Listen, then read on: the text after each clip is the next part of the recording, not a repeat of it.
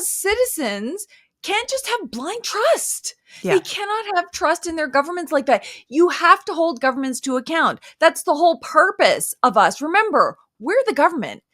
Allegedly, democracies are government by the people for the people. It's not these spokespersons that get elected that are the government. We're supposed to be. So if we just sit back and say, oh yeah, no, they got it. We are not governing the territory. And so you've got a scenario where on the one hand, there's nothing in the legislation that says, do not worry, we are going to guarantee consultation, accommodation, consent. We're going to respect Bill C-15 or C-15 now, free, prior, and informed consent. We're going to respect that you have a right to say yes, no, maybe, yes with conditions, or talk to me another time. That's what consent is. It's not the obligation to say yes. It's the right to say yes or no. And it's only Indigenous peoples that have this horribly impoverished legal interpretation of what consent is. Imagine if we said consent in terms of sexual relations means you only get to say yes. You have an obligation to say yes. I'll consult with you. I might even hear what your concerns are, but we're having sex anyway.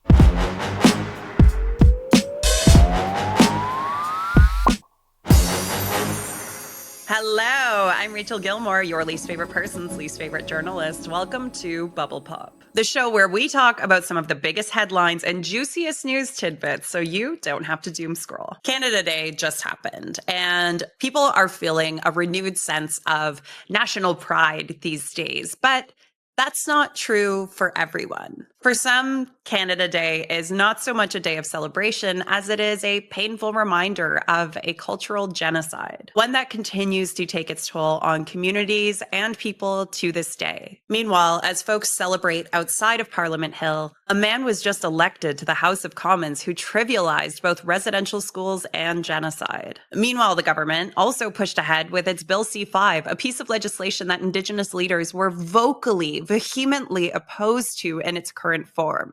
And it just became law. So this week, we're going to talk about some of the colonialism that Canada was built on and how its legacies are still hurting many Indigenous people and communities in more ways than you might realize. We're going to talk about some painful stuff in this episode. So if that doesn't feel like something that you're in a place to hear at this moment, please don't feel bad.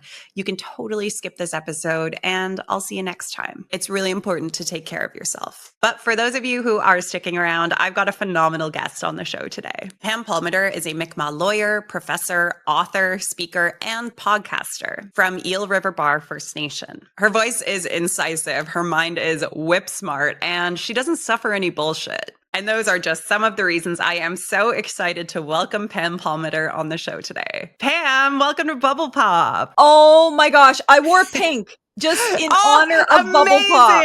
Oh my God. It suits you. I love it. Honestly, like I love embracing like the girliness because I feel like I don't know if you've encountered this because you do so much like journalism stuff and you've like been around the industry for so long. I feel like there's a lot of pressure to not be overly effeminate. And it's just like, I find that to be such like both internalized and outright misogynistic, like, you know. Oh, me too. All of these expectations. But you don't have to worry about me. I'm wearing pink. I got my lipstick here in case it wears off. We're all good. Yeah. Honestly, as long as you feel good, that's what I want for people coming on this show, you know? So, Pam, obviously this week is one that, you know, a lot of like settlers and like white people are just out in the streets, like going nuts. And also it's, I think especially this year, we had a few years where there was a little bit of a toned down Canada Day celebration because of the discovery of unmarked graves. And so at least people had this sense like, oh, maybe we shouldn't cheer as loudly for, you know, the founding of this country amid those atrocities this year. But because of everything happening with the US, there's been like this surge of nationalism, and it makes me feel a little uncomfortable in some ways. In other ways, like, you know, I feel it in the sense that I'm like, hey, it feels like a sibling that it's like, I'm going to you can't bully my sibling, but I'll bully my sibling, you know? But I wanted to ask you, a lot of us just kind of mindlessly celebrate it without much thought, like settlers do so anyways. And I wanted to know, what does this day represent for you and for your Indigenous friends?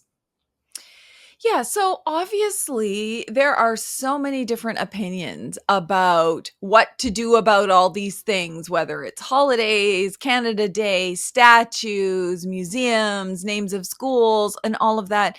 And so, yeah, there's lots of different opinions on it. I obviously don't speak for everybody. Yeah. However, I get that Canadians, especially uneducated Canadians, are like, hey, it's a day off, it's Canada.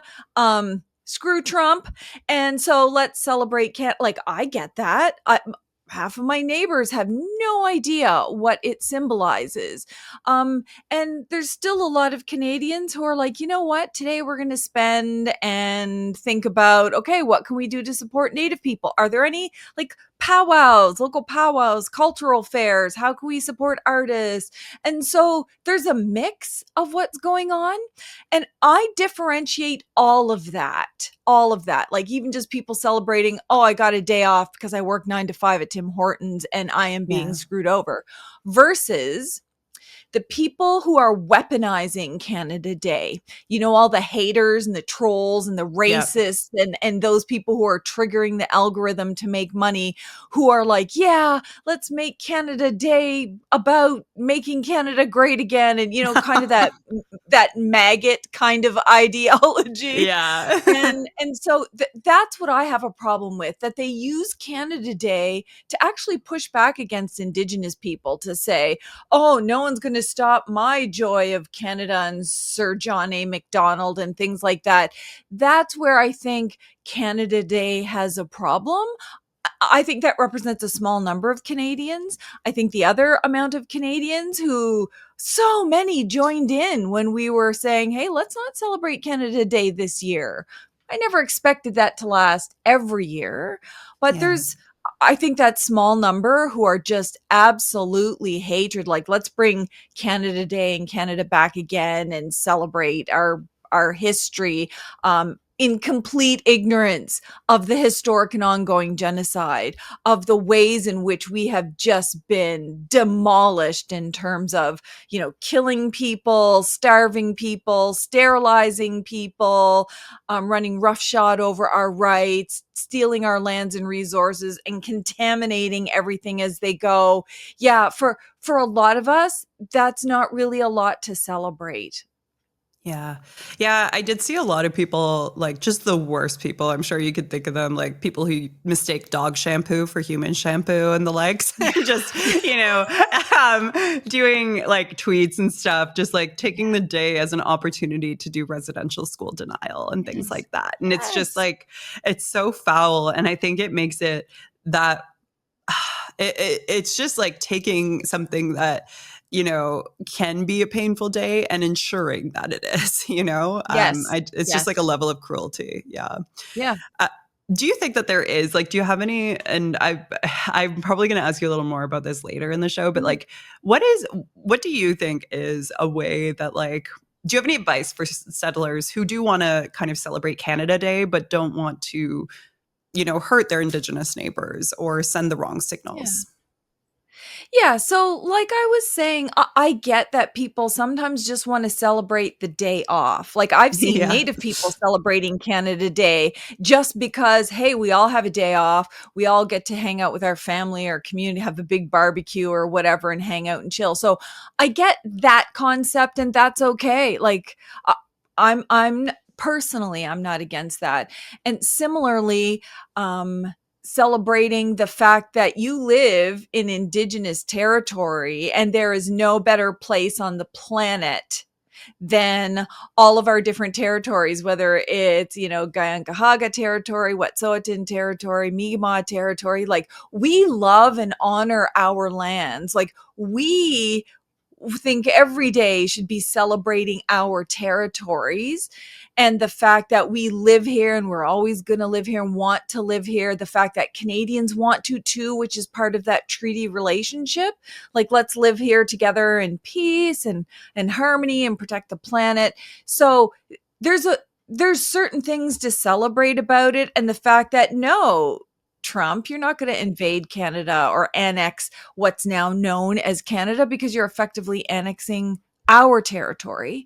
And so I'm okay with that. I wouldn't want Canadians to be so prideful that they overlook everything that has happened and continues to happen, like in complete disregard. So having celebrations that scare all the wildlife, or that, just destroy a lake or a river. So always being mindful, you can do things that don't specifically hurt people. And you can also use the day, fine, have your barbecue with your family. Like, I get that, but also make sure that you're not out there supporting the racists and using this as a day to try to be a right fighter. And, oh, well, show me the graves and show me this and show me that. There's ways of doing it and saying, hey, celebrating Canada Day. However, not in a way that doesn't also remember we've got a lot of work to do. We have a long way to go, that we as Canadians relatively are pretty privileged when it comes to, Indigenous peoples, and we have a lot of work to do. And I've seen a lot of Canadians do that. Like, I've seen a lot of Canadians do that they use Canada Day to have a barbecue with their friends, but they still have that Every Child Matters flag in their window, even though it's not Truth and Reconciliation Day. So Canadians are doing a lot of different things. And I think, pushing back against those smaller number of haters is helpful too. Yeah. I remember like growing up, my mom and we had really good family friends in Ganawage, and my mom to this day she'll put up the Mohawk Warrior flag on the Yeah. front porch Yeah. on Yeah. Canada Yeah. Day, and I'm like, hell yeah, mom. Yeah. Yeah, one thing that I have a hard time reconciling to is the fact that, people are celebrating Canada Day in front of Parliament Hill, which, like, I don't necessarily like. I don't want people to Mhm. come to this podcast and be like, "Oh, you're just making us all feel guilty for, celebrating Canada." Like, we're just trying to add some nuance, and Yes. one thing that I really want to highlight is the discomfort that lies in people celebrating on Parliament Hill or in front of Parliament Hill or just down the street Yeah.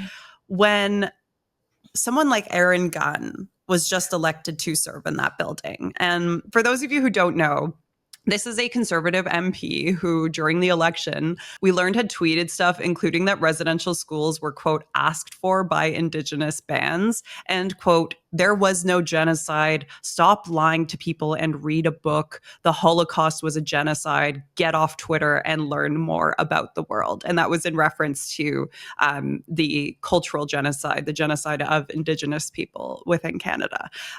He posted these things less than 3 years ago.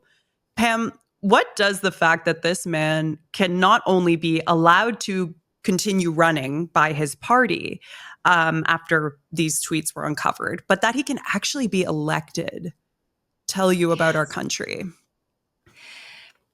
Well, it tells me that there is a small segment of the population, uh, tends to be a certain kind of a segment, but there's a lot of angry guys out there, a lot of angry white guys who haven't read a book, who don't know the law, who don't know anything about history, who don't know anything about international law or genocide law or any of these things, who are just projecting, antagonizing, and trying to get attention, right? So they're following that ideology that, oh, any exposure is good exposure. Everyone's talking about them. So to weaponize, uh, um, the genocide that's happened against us in terms of denial to get people all angry on social media so that everyone's engaging, and then that triggers the algorithm so he gets more popularity, and then people are going to say, oh, they're trying to suppress his right to have free speech, and so he's going to gender, so these things are all very strategic. They're strategic politically, they're strategic social media algorithm wise, and it's really weaponizing it against Indigenous people. Oh, and by the way, incidentally, I'm just going to be a denialist and horribly, horribly racist and actually cause more trauma for people. And I'm not saying trauma in a cheesy sense that, some people say if they miss their bus, that like so traumatic. I'm talking about people who were tortured and beaten and raped and barely survived Indian residential schools, to have some white guy come on and say, oh, by the way, there's no such thing, and this is, you asked for it. It's kind of that rape mentality, Yeah. that if a woman gets raped, oh, well, she asked for it. She must have been wanting it. And that's immediately what I think about. All those people who suffered, not everyone did, but the vast majority, and to say they asked for it, to me, that's hateful. It's racist. And that's the kind of speech that's not in the realm of free speech. That's hate speech, and it's inciting hatred. And sometimes that leads people to violence against our people. So if anyone needs to read a book, it's him, because then he would know what genocide law is, all the ways in which genocide can be committed. He would have read the National Inquiry into Murder to Missing Indigenous Women and Girls and know that they did a legal assessment and that their legal factual finding was that Canada committed historic and ongoing genocide. We're not just throwing that word around loosely, and that genocide is not the Holocaust. It's one of many genocides that have happened, and you can't compare them. They're all different. There's no number, there's no method of genocide that's required to make it a genocide. So yeah, it makes me very angry. You can tell. It makes me very angry that someone like him is now governing the country. He Yeah. is representing us. How humiliating to It have, is. I wouldn't even call him a conservative. He's a far right, racist guy who is part of governing this country. And that's something I certainly don't celebrate. Yeah. I think it also is really concerning that Pierre Polyev didn't find that to be disqualifying in a candidate. And at the same time, like while he wasn't posting residential school diminishments, Pierre Polyev was repeatedly lionizing Sir John A. Macdonald throughout the campaign, Yes. and stuff like that. It's more subtle, but I think it has a I mean, I don't want to speak for Indigenous folks, but I'd imagine it's still painful to see effectively a reputation try to be laundered of someone who did what Sir John, like Yes. he's widely seen as an architect of residential schools. So I don't know, like, what do Yes. you make of all And that? think about that. So don't even get me Yeah. started on Pierre Polyev. He too is a racist, and he has said racist and derogatory and horribly hurtful things. I mean, literally on the day of the Indian residential school apology from his government, which was negotiated by the formal Liberal government. You have Indigenous people in Parliament, very historic moment. And the same day, he's talking to radio stations saying, oh, we shouldn't be giving them compensation. They need to learn value for money. Like as if we were just getting some other kind of handout. And so that guy is the guy who is running to run the country. That is frightening. It only takes a couple of them. So he is too on the very far right. And there's ways, very strategic ways of being outright racist in a way that people can't call you a racist. So saying, oh yeah, Sir John A, he was the bomb. Like everybody just loved Sir John A, and we should all aspire to be him and celebrate him. When he said, like, let's make sure there's no Indians left in Canada. When like there's so much historical documentation about what Sir John A said about wiping Native people off the planet. And so he gets to celebrate that guy who was for the genocide of Indigenous peoples without him having to say it. So it's like the coward's way of being racist when you're running for leader, knowing that these are all kinds of hints to his base. You know how people on the far right, especially that are running for office, they're always throwing hints to their base, Yeah. like Trump when he was first elected the first time around, and everything that was happening, those horrible white supremacists attacking Black people in the US. And he's like, oh, there's good people on both sides.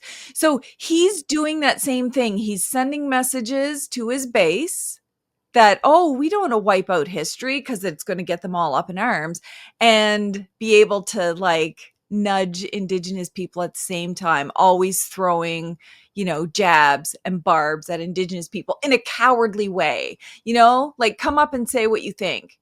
Don't just Yeah. try to hide behind Sir John A. Totally. Yeah.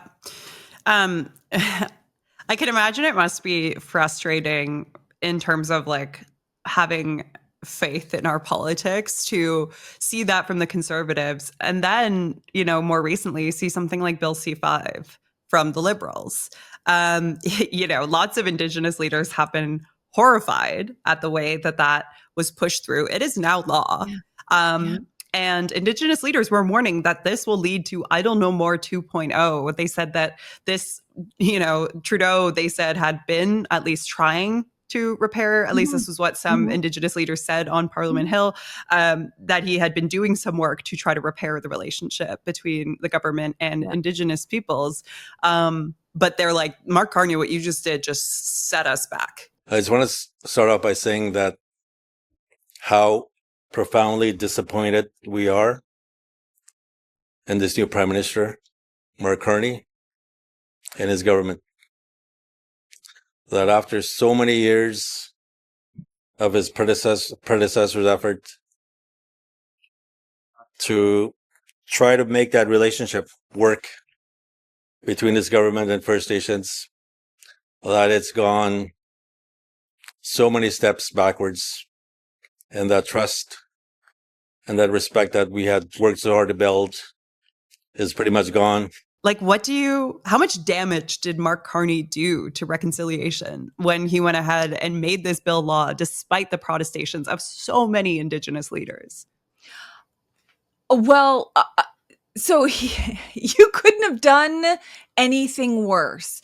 He targeted, first of all, our territory and the heart. Again, I don't speak for all First Nations people, but for First Nations in particular, the heart of our identity, our relationships, our connection to our ancestors, like all of life around us. It's always in our land, in our territory. Our sovereignty is over our territory.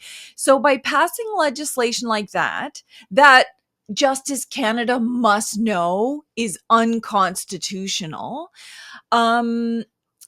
is like throwing the first punch, and like a big punch. Like he's going to use nice words, and he's being really nice about it, and don't worry, we're going to have some consultation, and really misinforming Canadians about what the law is in this country.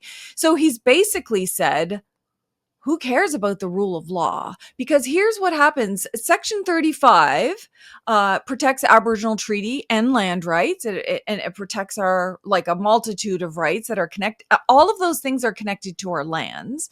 And he's basically saying, we have this legislation that now we have the power to name 1 or 100 projects in the national interest. And what does that do? It means we can skip over all of the environmental assessments, the environmental legislation, all of the protections that everyone, conservationists, environmentalists, Canadians, Indigenous peoples, have worked on for decades to protect species at risk, to protect delicate ecosystems, and never mind contamination for human beings.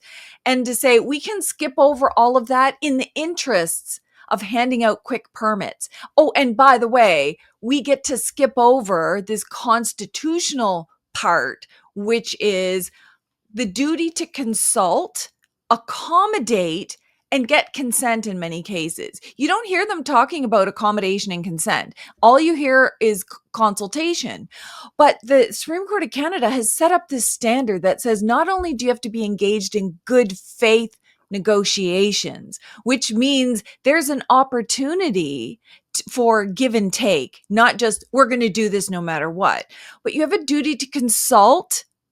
You have a duty to accommodate. What about their interests? What if they say, well, this will destroy our treaty right to hunt? What if they say you'll contaminate the water that we use to drink? You need to build this elsewhere or do some other project, or it can't go forward at all. So this whole process that's constitutional and set by the Supreme Court of Canada is effectively now saying, we're just going to skip over all of that.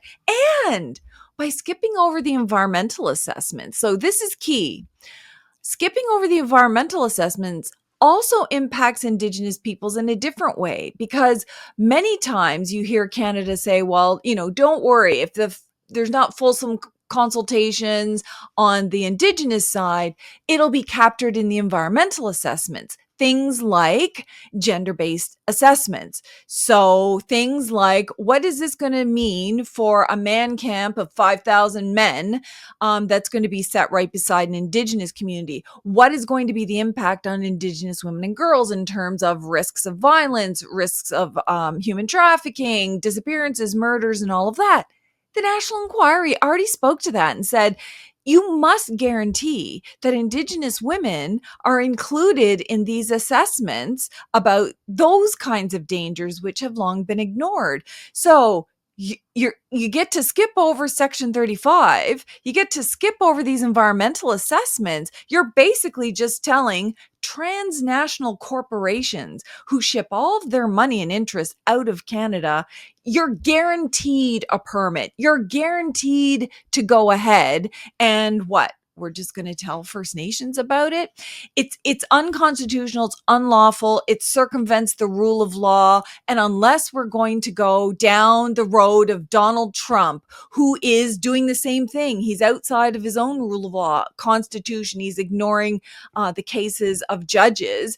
And hello, Bill C-15, where the federal government enacted the United Nations Declaration on the Rights of Indigenous Peoples that says all federal laws and regulations have to kind of comply with the rights that are guaranteed in UNDRIP.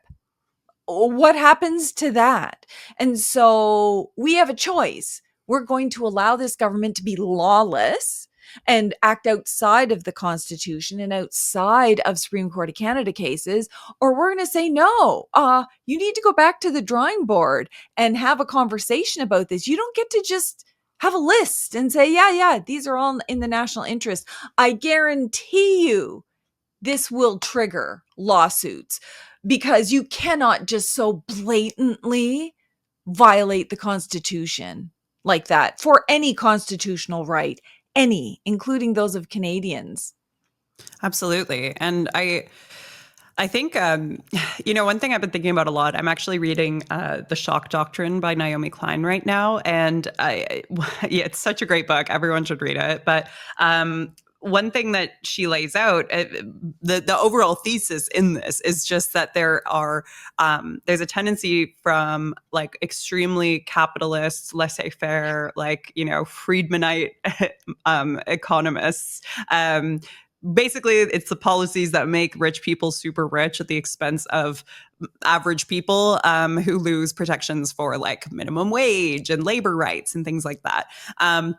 These are unpopular policies because they impact so many people, but they are often enacted in times when we hear about a national crisis or there's some kind of a crisis going on. And I find it disconcerting how much Mark Carney is using the language of crisis while moving ahead with laws that we are hearing very loudly from communities are unpopular. And I think a lot of people actually oppose them and are like, hey, this isn't what we voted for. What are you doing? And I think it is sort of that disaster capitalism, model in action. But I also, sorry, not to rant on too much, but one thing I've encountered in issuing criticisms of Bill C5, as you just so eloquently did, is there's a lot of people right now. Carney's still riding high. He's still in the honeymoon phase.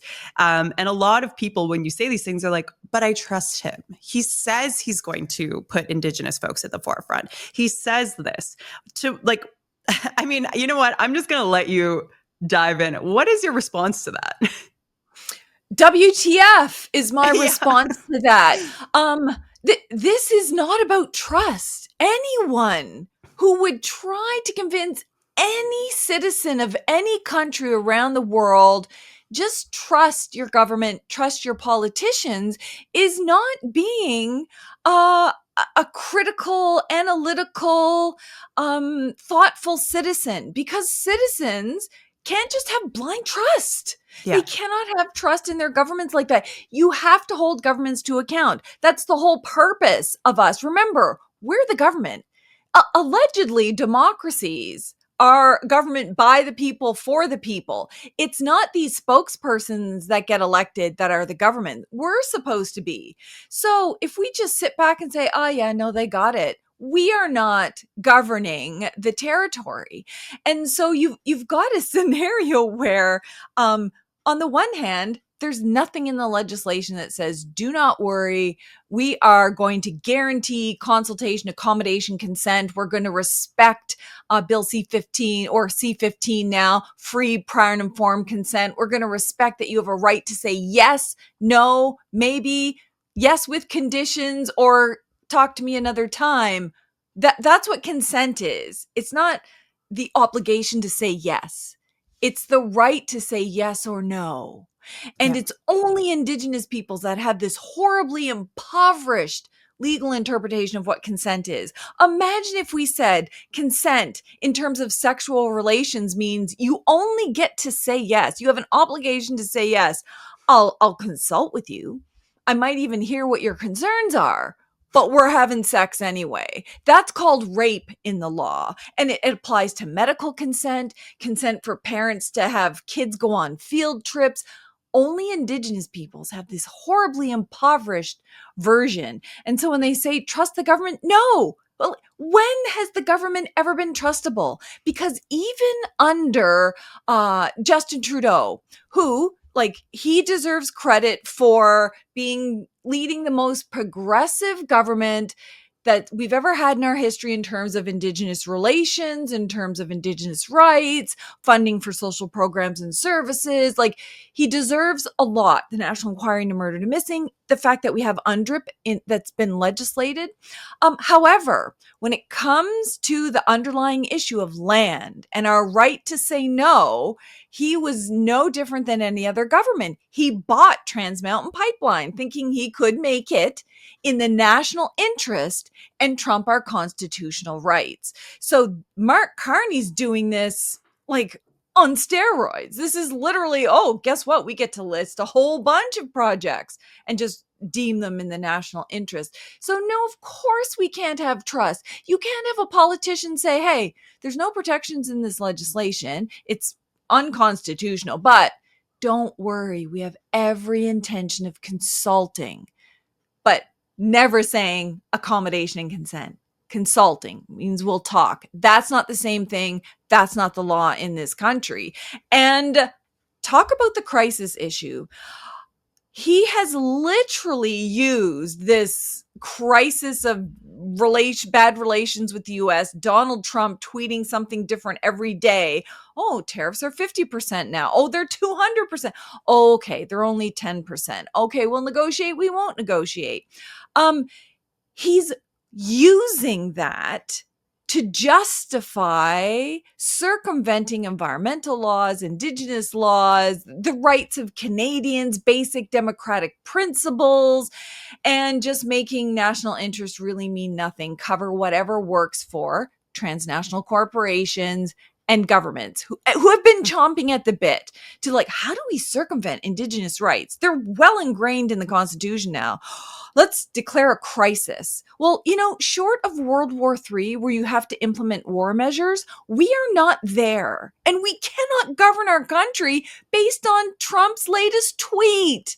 Like, who has laws and policies and governing practices that, oh, well, today Trump says 200% tariff? Oh, no, we must do this law. Oh, but tomorrow it's 10%. Oh, okay, well, we'll do this. Nobody does that. Nobody governs their countries according to what Donald Trump is saying.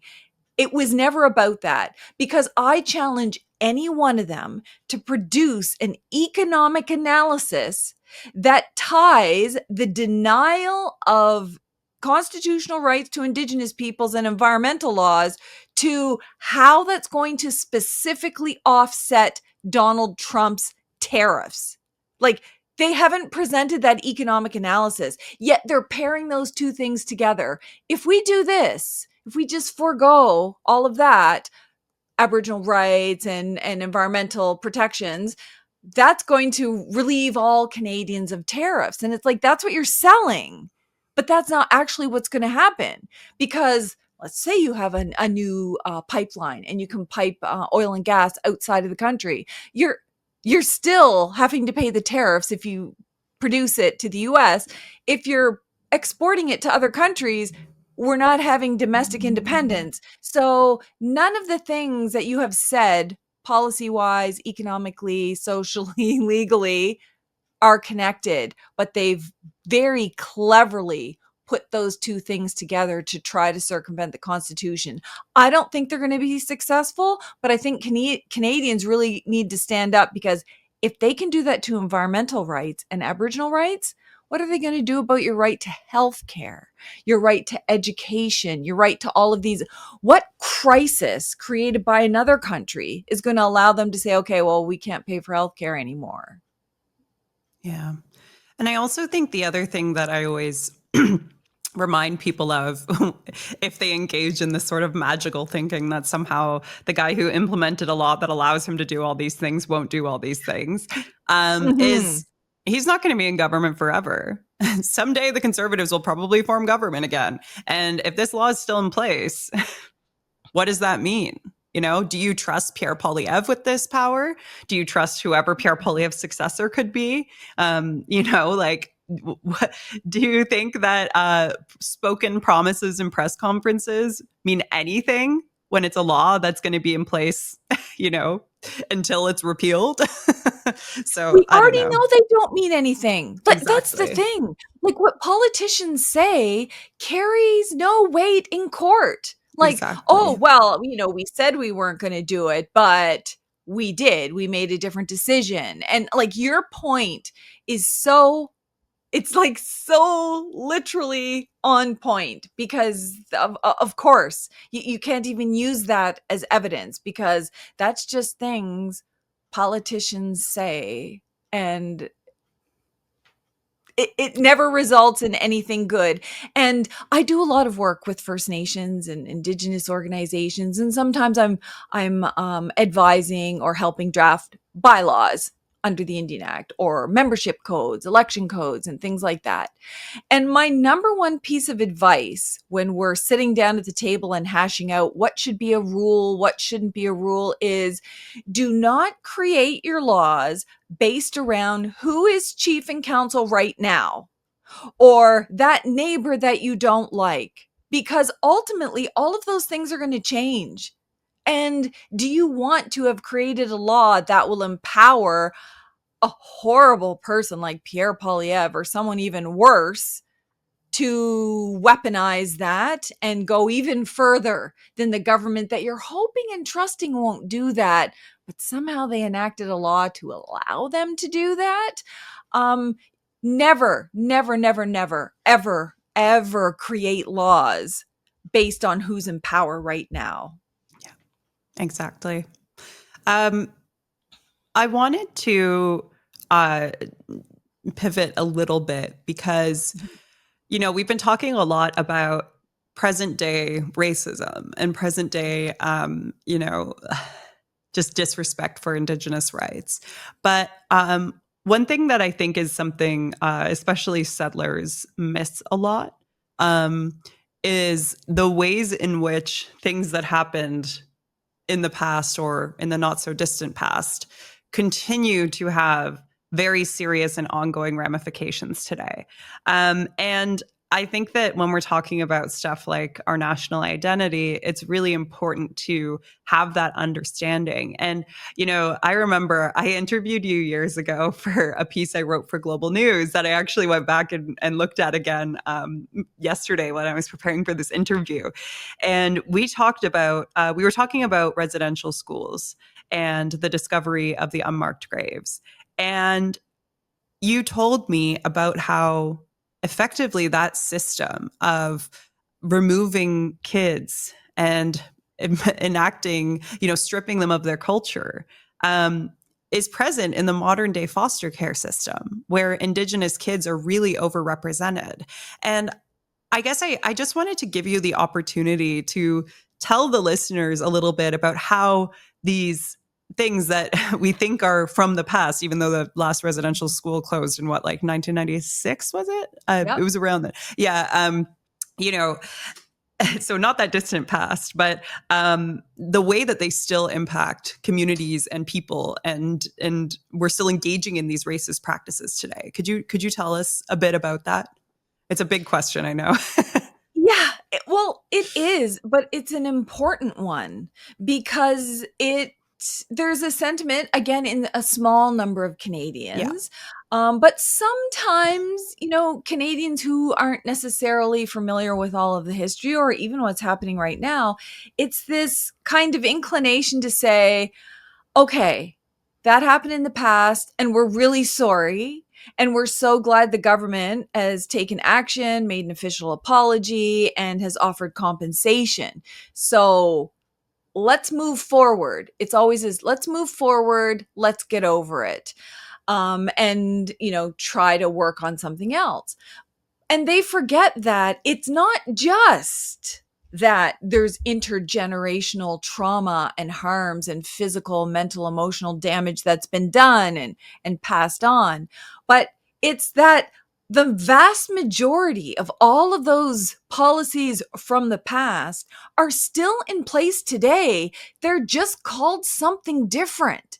Mm. So with rare exception, everything that was done before is being done now. Like, think about, you go into communities, you steal children, literally rip them out of the arms of Native women, and you force them to go to, say, an Indian residential school or an Indian day school or an Indian hospital, like whatever was removal of these kids, where many of them were starved, mistreated, medically experimented on, tortured, physically and sexually abused, emotionally abused, like just all of that.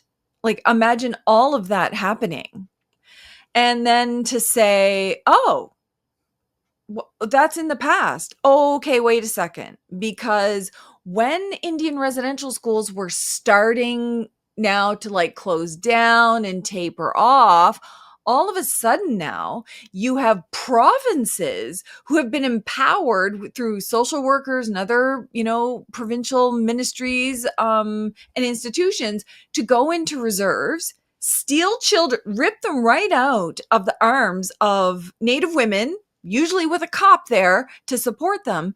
And that becomes the 50s, 60s, 70s, what's called the 60s scoop, like forced adoptions. Some of them, like according to Indigenous testimony, literally social workers going in there with buses and picking up not just one or two kids, but lots of kids and putting them into white families, putting them in other countries, in the United States. Some of them were sold, like you see these advertisements. So there was a big trafficking of Native children. Okay. And then everyone was like outraged about that. This forced adoption, like permanent loss of children into white families and in other countries, that's got to stop. So what happens? Well, that just morphs into the foster care system. Okay, well, it's not a permanent removal, but now we remove kids, rip them right out of the arms of Native women, and of course, families, grandmas and grandpas, and the whole community at higher rates than during Indian residential schools. So when people say, just get over it, or that's in the past, I'm glad we apologize, we need to move on, yes, there's nothing more that we want to happen than for all of this to stop, but it hasn't stopped. It's called something different now. And that's the whole sneaky part about law and policy and government practices, is that they continue just under a different name. In the past, the federal government used to call it assimilation. That's a dirty word now. Of course, you can't say assimilation. So then it became, inclusion. And it's like, wait a second, all you've done is kind of tried to shine up what you've always done before. Oh, we want willing partners, we want economic reconciliation. So it's called something different, but it's still happening, and we know what's happening through the modern foster care system and everything that's led up to it. Children lose their culture, they lose access to and connection with their families, their communities, their larger nations with other Indigenous people. And we know now statistically from all the investigations and reports, they're more likely to commit suicide, run away, live on the streets, become victims of human trafficking, exploitation. They go murdered and missing. They end up in youth corrections, which is almost a surefire guarantee you're going to end up in adult corrections, in prison. So we have now created this pipeline from foster care to every single thing that's wrong, interactions with police, and we are taking them away from moms and families and saying, well, you're too poor because of our discrimination and land theft and resource theft and breach of rights. You're too poor to take care of your kids. We think we can do a better job, so we're going to put them in foster care, where they end up sometimes deceased. And I'm not trying to say that in a disrespectful way, but how on earth are all the horrible ways in which these foster care kids are treated, and higher rates of physical abuse and sexual abuse for many of them, especially young Indigenous girls? How on earth is that better from what they came from? Yeah. And we know statistically that these kids are taken for acts of what they call neglect, not enough food in the cupboards, for example. But what are we putting them into? Right? And the houses we put them into, some of them are very, very good. And so thankful that there are people who are saying, well, if this is the situation, we're going to do our best to take care of these kids in a good way and make sure they have connections. But that's not for all of them. Some of them will have 1, 2, 3, 4, 5, 6, 7 kids and getting a lot of money to have these kids in foster care. The same kind of money they wouldn't give mom to put some food in the cupboards because of the poverty that we've imposed on Indigenous people. So at every turn, the racism gets piled up and piled up and piled up. And there's this sentiment in society, well, just pick up your socks.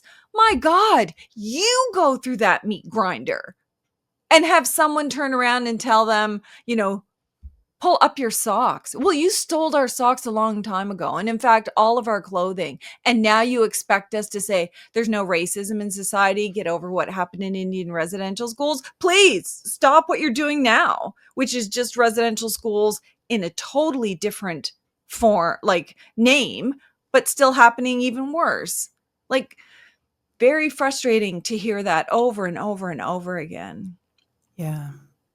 I think that a lot of people listening right now might not have known any of the stuff you just said. They might have known some of it, but I'm pretty sure hopefully everyone listening is horrified.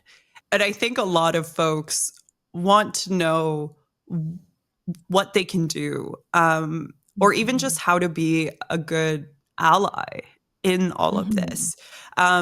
Do you have any like basic best practices that people can take away from this conversation and try to implement in their daily lives? I think that's a really good question, and it's probably the number one question I get. Yeah. And it's the reason why I do mainstream media, indie media. It's why I do all my content creation and speak in the public, because I know Canadians were done a disservice by not learning about this in schools. There's some change now, but I don't know how many times I've heard, why on earth did I not hear about this? We thought residential schools was just about a little bit of loss of language and culture. It just sounds like we lost it somewhere. And they don't know about the scalping bounties. They don't know about the forced sterilizations that still happen today. We're literally in the midst of class action for forced Yep. sterilizations against Native women to stop our population from continuing. And that's one of the elements of genocide. And you only need be guilty of one element of five. And so that alone is it. People just don't know. So when there's like, why didn't we know? And you explain, because that wasn't in Canada's interest. They wanted to focus on this national pride. And then they want to know, what can I do? I'm not elected. I'm not a billionaire. I don't know anything about the history. I couldn't tell you what's an Aboriginal right or a treaty right. And so that's very overwhelming, and it's very intimidating too if you match that with social media. So some of them are like, okay, I want to help. I want to say things. I want to share things. But if I say or do the wrong thing, all hell will break loose. And you know what it's like on social media, right? The dog pile on people. You can't say anything. I'm sure someone's going to find something I said wrong here or they don't agree with, and then it'll be, what it's like to be, It's well, okay. We'll I'm have your talking back. to you. You know what it's like to be attacked. And so they're worried about that. And it's like, I get that. I get that. We're all living in a different world. And so basically what you can do is based on where you're at. Do an assessment. If you know nothing, start on the self-education journey, because that actually is going to make a difference, because Canadians have the numbers, the power, the wealth, the influence, relatively speaking, to Indigenous peoples. That is, because I know all Canadians are not in the same spot. So you need to learn that. If you didn't, well, unfortunately, that burden's on you now. So there's lots of resources. Listen to Indigenous podcasts or podcasts like this where you're talking to an Indigenous person so you can learn. No one expects you to know everything. No one expects you to be able to talk about all of the treaties in Canada. I can't name off by heart all the treaties in Canada. It's not about that. It's not even about agreeing with what Native leaders are saying. It's about, I have an obligation to know better so I can do better. And there's lots of people who say, here's free ways to help. A report just came out by the Auditor General saying that, for instance, Canada hasn't addressed the water crisis on reserve. Well, if you're in a position where you can share that, if you're a teacher and you can teach that in your class, if you're a professor and you can and have all of your research assistants do a research study that'll help First Nations on that. But some people are in precarious positions. So let's just say you work at Justice Canada. You can't be doing the exact same things that other people can, right? But you can help teach other people. You can help share these resources with people in your community. You can help trigger the algorithm by not listening to the haters and just watching Indigenous people on YouTube, listening to this podcast. You can't get in trouble for that, but you're actually helping to trigger the algorithm in a good way for Indigenous peoples so that their word will get to bigger audiences. Like, there's literally 100 free things that people can do. And if they wanted to start somewhere, because the next question I get is, but murdered and missing, but foster care, but over incarceration, but land, but water, and it's like, it's okay. None of us can deal with all of it all at once. Why don't you go to the First Nation Child and Family Caring Society that's headed by Dr. Cindy Blackstock, who has championed human rights for First Nations children in foster care and their families, forced Canada to the table to negotiate a proper settlement, won every single tribunal and court case that she's ever been involved in. Go to her website and look at under 7 free ways to help. Start there. Help the kids. If you're an expert in environmental issues, okay, well, why don't you partner up with these Indigenous organizations that are doing environmental protection issues? Everybody is somewhere. You can't do everything. We don't want you to, and we don't need you to be the spokesperson for us. But there's this kind of like support behind the scenes or beside us. Some Canadians come right out on the front line, like at Fairy Creek. They came in droves. Idle No More came in droves. And that's good. We need a combination of all of it. And some people, they don't know what to do, but they have money. And it's like, oh, well, I can donate to this land defender's court case. I can help pay their legal fees. Fantastic. Other people have hundreds of acres of land, farmland that they don't use anymore, and that they leave it in their will. Okay, well, I'm going to leave 100 acres to my family, and we're going to put this 200 acres and we're going to bequeath it to the local First Nation. There's so many things. It just depends on where you're at, and what you have to offer. Instead of asking First Nations, what can I do? It's like, okay, well, what do I have to offer? Yeah. I think that after listening to you here today, a lot of people will probably want to hear what you have to offer in terms of where they can keep up with you. So, Pam, I think I've been greedy enough with your time already. But before I let you go, I want to give you the chance to tell everyone where they can keep up with you. Well, I make it easy. If you go to pampalmater.com, literally, it's not even a fancy name, pampalmater.com, that is the website where you can go and find, hey, what's my interest or what do I need right now? If you're into podcasts and you want to hear direct from Indigenous voices, everywhere. People like the late Murray Sinclair, Dr. Cindy Blackstock, land defenders like Molly Wickham from Wet'suwet'en, like hundreds of people. You can say, oh, well, look, there's the Warrior Life podcast. I'm going to listen to that. You have little kids and you want them to start learning and hearing about Indigenous culture in fun ways and hear stories. Oh, there's a Warrior Kids podcast for that. Do you want short videos to teach you? Okay, here's a series on what did the National Inquiry into Murdered and Missing Women say? You can't read the 1,000 pages, okay, but you can watch those 5 videos. So everything you could possibly need is all kind of housed on that website, including I have over 200 publications. I have written on everything imaginable. It's not just about, my books. There's a whole but academic stuff there if you're an academic, legal stuff there if you're a legal person, like so many op-eds. You want to know about what I thought about the Wet'suwet'en and the law involved in there, you're going to be able to find all of that there. So everything pretty much you can access from that website. And I believe on my website, I also have my link tree. So sometimes people are, oh, I'm into Substack. And it's like, okay, well, link tree will take you there. Or Medium. Okay, link tree will take you there. Or TikToks. I don't dance, but sometimes I do TikTok. So go there. That is the house of everything. Awesome. Pam, thank you so much for your time. This was such an awesome conversation. I love it.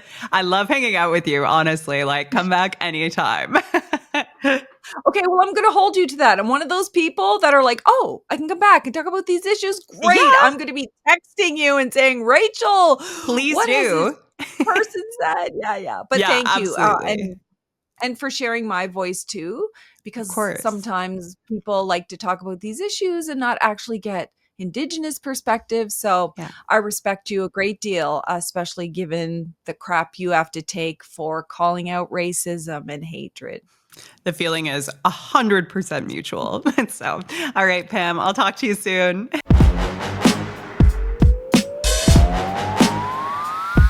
Thank you for listening to this week's episode of Bubble Pop. I'm Rachel Gilmore, your least favorite person's least favorite journalist. If you enjoyed this episode, consider subscribing on YouTube, Substack, Patreon, and wherever you like to listen. You can also find me on TikTok, Instagram, Twitch, and Blue Sky. I'd like to give a special shout out to Hans Vivian Wenzel for making the incredibly groovy music for Bubble Pop. You can find more of his stuff on Spotify under the artist name Hans. That's a lowercase h with an exclamation mark.